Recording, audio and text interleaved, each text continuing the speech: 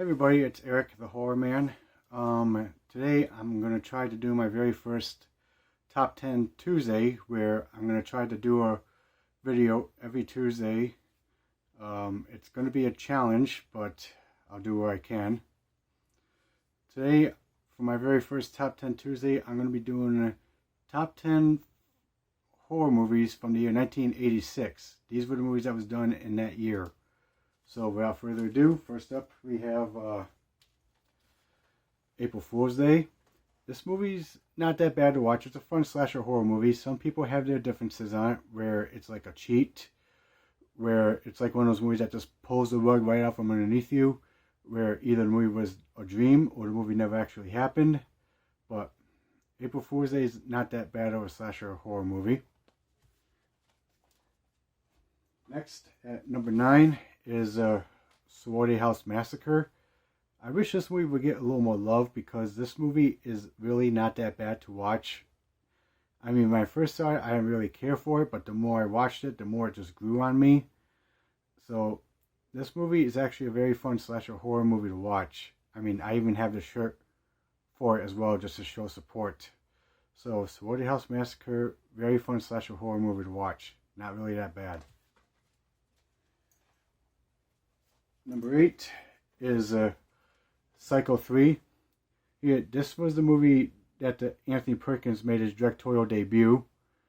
And he also played in it as well, because who else plays Norman Bates better but Anthony Perkins himself?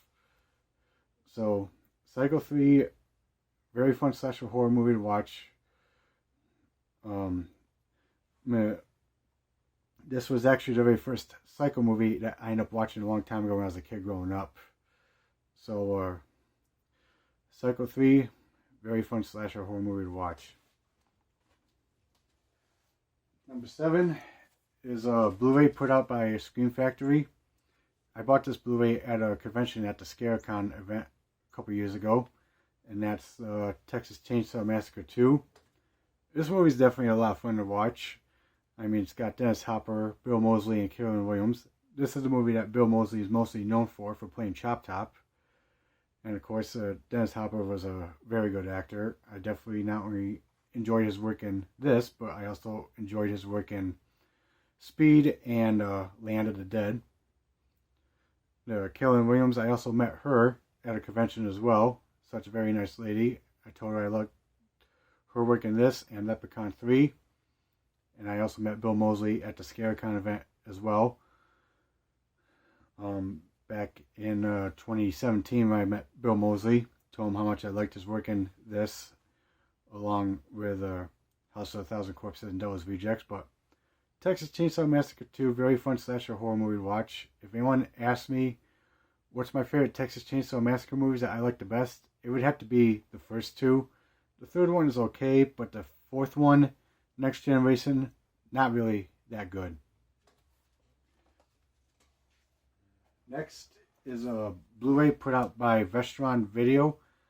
I never owned this movie on DVD, but I'm glad that this movie got a Blu-ray release. I also bought this at a convention a couple years ago, and that's Maximum Overdrive. But I remember seeing this movie so many times a long time ago when I was a kid growing up. But this movie was written and directed by Stephen King, his first directorial debut. And the movie has Emilio Estevez in it, who I also like as well. Because there are some certain movies of Emilio Estevez that I like besides Maximum Overdrive. I also liked his work in The Breakfast Club and The Judgment Night. But Maximum Overdrive, so much fun to watch, especially the music done by AC/DC, especially that known tune when you know that the trucks is coming, or when a certain part is going to be happening, where the music just goes dun, dun, dun, dun. So this movie is just a lot of fun to watch.